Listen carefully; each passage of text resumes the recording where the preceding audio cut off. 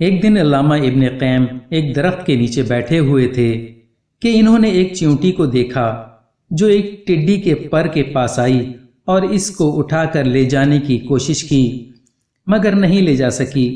کئی بار کوشش کرنے کے بعد اپنے بل کی طرف دوڑی۔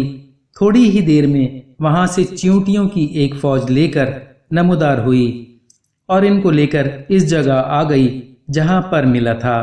گویا وہ ان کی مدد سے پر لے جانا چاہتی تھی۔ چیونٹیوں کے اس جگہ پہنچنے سے پہلے ابن قیم نے وہ پر اٹھا لیا تو ان سب نے وہاں پر اس پر کو تلاش کیا، مگر نہ ملنے پر سب واپس چلے گئے، مگر ایک چیونٹی وہیں رہی اور پر کو ڈھونڈنے لگی۔ یہ شاید وہی چیونٹی تھی جو سب چیونٹیوں کو لے کر آئی تھی۔ اس دوران ابن قیم نے وہ پر دوبارہ اسی جگہ رکھ دیا۔ جب اس چیونٹی کو دوبارہ وہی پر مل گیا تو وہ ایک بار پھر دوڑ کر اپنے بل میں چلی گئی اور پہلے کے مقابلے میں زیادہ دیر کے بعد پہلے کے مقابلے میں کچھ کم چیونٹیوں کو لے کر آئی۔ گویا زیادہ تر نے اس کی بات کا یقین نہیں کیا ہوگا۔ اس بار بھی جب وہ ان کو لے کر اس جگہ کے قریب پہنچی تو علامہ نے وہ پر پھر اٹھا لیا اور سب نے اس کو دوبارہ کافی دیر تک تلاش کیا، مگر نہ ملنے پر سب واپس چلے گئیں اور حسب سابق ایک ہی چیونٹی وہاں اس پر کو ڈھونڈتی رہی۔ اس دوران علامہ نے ایک بار پھر وہی پر اس جگہ رکھ دیا تو وہی چیونٹی نے اس کو ڈھونڈ لیا اور اپنے بل کی طرف ایک بار پھر دوڑ کر گئی، مگر اس بار کافی دیر کے بعد صرف 7 چیونٹیوں کو لے کر آئی۔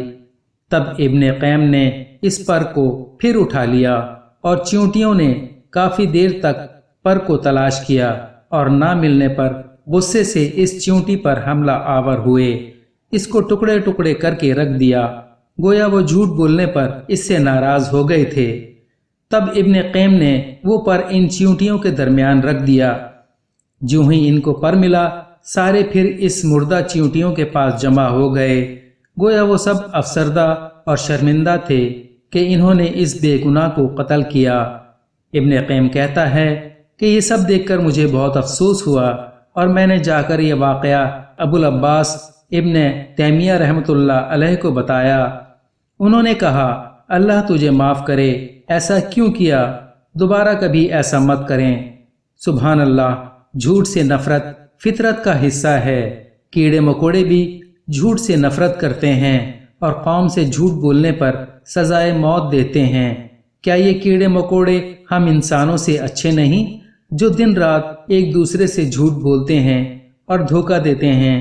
کیا انسانوں میں ان چیونٹیوں کے برابر غیرت بھی نہیں کہ وہ جھوٹ بولنے والوں کو مسترد کر دیں اور ان کو سزا دیں اور ایک ایسا معاشرہ قائم کریں جہاں حق اور سچ کی حکمرانی ہو؟